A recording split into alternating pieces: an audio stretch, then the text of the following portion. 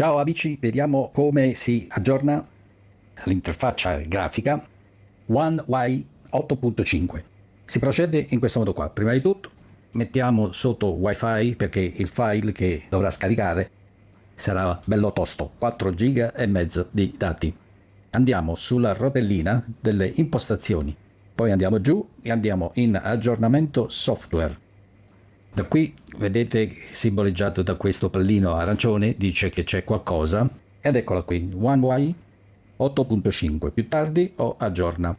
Le implementazioni che sono ovviamente in questo aggiornamento spaziano su tante cose, ma molte riguardano soprattutto l'intelligenza artificiale e alcuni aggiustamenti per quanto riguarda proprio l'interfaccia grafica. Comunque, procediamo con l'aggiornamento. Il tempo che potrà impiegare dipende dalla rete e ovviamente dalla carica. Fate attenzione che sia anche bello carico. Comunque, come possiamo vedere, è a un 5%. Una volta poi scaricato fa una verifica, lo decomprime il file e poi dopo inizia a sostituire. Quindi dopo non c'è possibilità di tornare indietro. Una volta fatto questo upgrade non c'è alcun downgrade. È meglio mettere in chiaro questa situazione. Comunque, metto in pausa la registrazione e riprendiamo in prossimità del completamento di questa prima fase. Ecco, ci stiamo avvicinando, ecco qua. Quindi è stato scaricato tutto, adesso esegue la decompressione, come possiamo vedere qui, che sta andando molto velocemente. 45, 47, 49, 51, 54, 55, 59, 60. Non riesco a stargli dietro, questo vuol dire che procedendo spedito. Questo ovviamente è un Samsung S25 Ultra. Ok, qui si può programmare il riavvio, quindi si decide una data e un orario per eseguire l'aggiornamento, oppure lo si fa al momento. Lui ovviamente dice è stato fatto un backup, si può procedere prima a un backup, quindi si può anche programmare il riavvio, oppure possiamo mettere in background e andiamo a fare i nostri backup, quindi magari entriamo in WhatsApp e facciamo salvare quello, sincronizziamo la galleria con Google Drive o altri repository che abbiamo configurato e poi dopo si procede al backup. Quindi in questo caso qua possiamo procedere all'aggiornamento perché io già l'ho fatto. Quindi una volta fatto questo ritorniamo sulla nostra interfaccia e andiamo di riavvia adesso. Niente paura, impiegherà diversi secondi e poi dopo uscirà ovviamente la schermata, diciamo, del software di base di gestione e procederà appunto a sostituire tutti i dati all'interno di una memoria di base.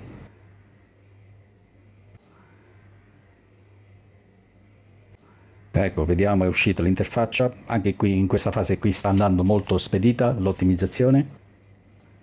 Ovviamente lui ottimizzerà tutte le applicazioni affinché si adeguino alla nuova interfaccia. Come dicevo, molte migliorie sono state apportate soprattutto all'intelligenza artificiale, ma anche ad altre caratteristiche come la cattura video. Ecco qua, adesso lo sblocco.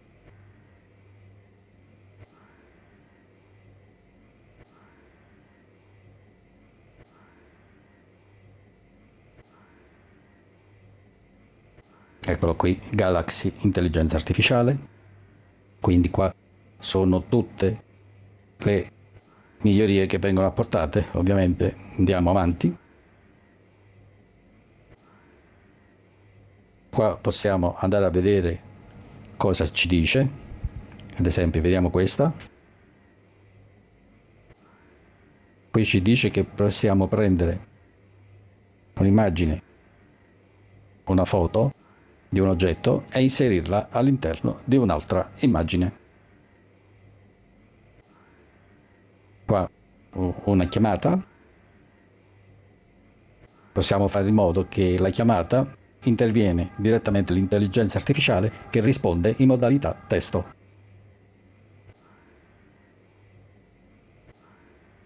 Qua già questa funzione qui già era presente precedente versione. permette di cancellare e ricostruire elementi cancellati all'interno di un'immagine.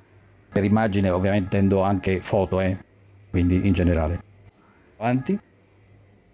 Questa qui è un'altra opzione che ovviamente ci vogliono le cuffie e permette di silenziare maggiormente i rumori di fondo, sia per quanto riguarda i contenuti multimediali, quindi se stiamo vedendo un video su un canale, oppure se stiamo avendo una conversazione con qualcuno. Qui possiamo procedere invece con un invio di una chiamata attraverso un messaggio vocale e quindi praticamente può operare in completa autonomia. Finiscono qui. Queste sono le 5 opzioni dell'interfaccia, diciamo quelle lì principali. E adesso andiamo sulla home e andiamo a vedere. Allora, adesso ci sono tutte praticamente le note informative su tutti i cambiamenti che vengono apportati, quindi come potete vedere c'è tutto dentro.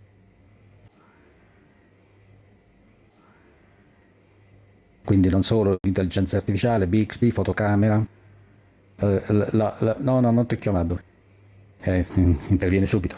Il meteo, comunicazione, orologio, connettività, quick share, Samsung Health. Un'altra cosa che è stata implementata è il trasferimento di contenuti anche con l'iPhone, molto più semplificata la procedura. Comunque, questo è tutto e gli diciamo aggiorna. Quindi lui adesso scarica ulteriori dati da internet e poi procederà di nuovo con la verifica e poi l'installazione. Quindi nel frattempo metto ancora in pausa la registrazione e la riprendo quando siamo vicini al completamento. Ha completato la prima fase, quindi ha scaricato tutto e adesso sta procedendo alla verifica dei dati scaricati e poi proseguirà nell'aggiornamento. A ogni operazione ovviamente lui ripropone se riprogrammare il riavvio oppure effettuarlo subito. Qui ovviamente ci sono ulteriori informazioni che riguardano appunto questo nuovo aggiornamento. Quindi diciamo senza troppi indugi effettuiamo il riavvio e quindi l'aggiornamento software. Quindi si spegne, si riavvia e effettua il suo upgrade del firmware del sistema operativo di Samsung Galaxy, in questo caso un S25 Ultra. Ecco qua. Lo smartphone è stato riavviato e adesso bisogna sbloccarlo.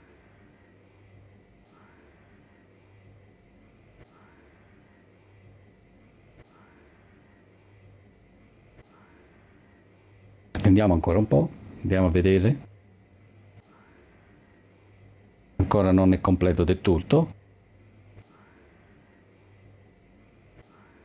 Sta proseguendo nell'aggiornamento.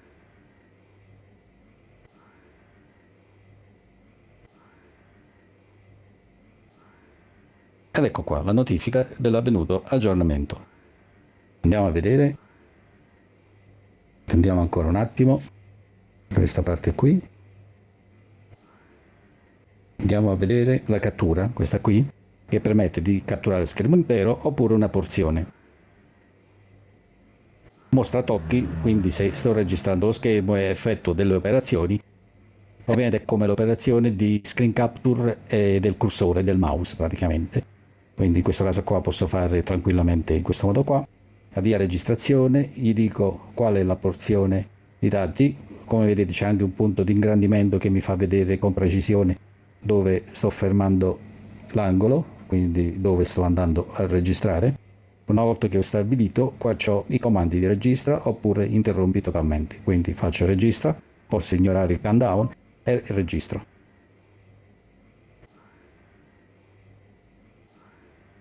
Interrompo la registrazione. Se vado in galleria, ecco, trovo la registrazione, solo quella porzione che ho inquadrato.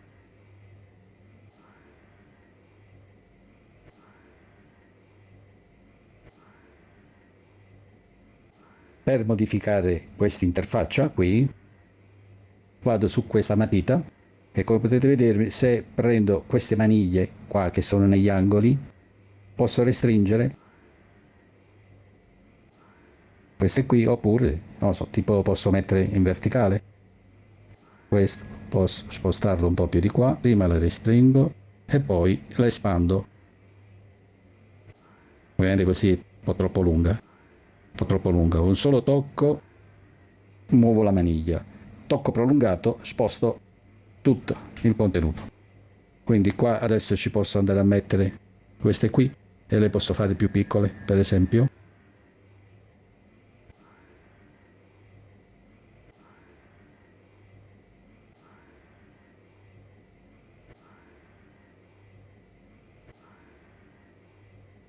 Ok?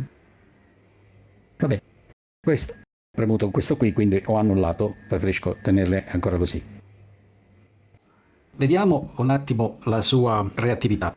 Prima di tutto è aumentata sensibilmente il riconoscimento sia dell'impronta digitale che, diciamo, l'impronta biometrica per quanto riguarda il volto. Se il cellulare uno ce l'ha di fronte, subito viene riconosciuto il volto. Una cosa che bisogna fare c'è da aggiornare l'app fotocamera e bisogna aggiornare soprattutto Expert RAW. Lui chiede subito di aggiornare, è molto importante perché questa nuova versione permette appunto di avere anche dei log per quanto riguarda le riprese video e come potete vedere è quasi mezzo giga. Ovviamente sono sempre sotto wifi, l'installazione sta procedendo e adesso andiamo ad aprire. C'è qualcosa che è cambiato, questo qui permette la messa a fuoco manuale, quindi posso avere un controllo superiore. Come potete vedere ci sono molte altre impostazioni che onestamente prima io non avevo mai visto. C'è un nuovo sistema di scala, quindi questa è una delle opzioni. Entriamo sempre nella modalità video, qua andiamo a vedere nelle impostazioni la possibilità di doppie registrazioni,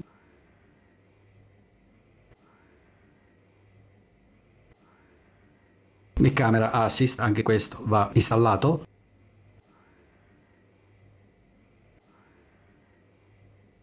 Poi vi voglio far vedere questa app qui. Questa è di Blackmagic, permette appunto di avere un controllo totale anche sul tipo di ottica che deve attivare. Ovviamente su questo smartphone qua ce ne sono 4 e niente, volevo farvi vedere questo. E un'altra cosa pure interessante è quella lì delle foto. Quando si selezionano delle foto, per esempio come in questo caso qui, le posso mettere in un album privato, che l'album privato praticamente ci vuole la password per accedere a quell'album. Questa è un'altra novità che appartiene a questo aggiornamento. Vengono automaticamente anche fatta una categoria dei vari scatti che vengono eseguiti, quindi se ci sono delle foto RAW vengono messe tutte da parte, scattate con la macchina così, se ci sono delle scansioni e quant'altro, oppure se sono stati fatti dei panorami. La doppia registrazione, come appunto dicevo, se ci sono dei video, questo è un video appena realizzato e niente, quindi tutto quello che volevo aggiungere. Comunque sicuramente ci sono altre app da sistemare e questo è tutto. Se volete avere altre informazioni o chiarimenti di cos'altro è stato aggiunto e implementato, comunque questo è tutto. Niente, buon divertimento, ciao ciao. Mi raccomando, iscrivetevi al canale, mettete un like, condividete e commentate. Ciao!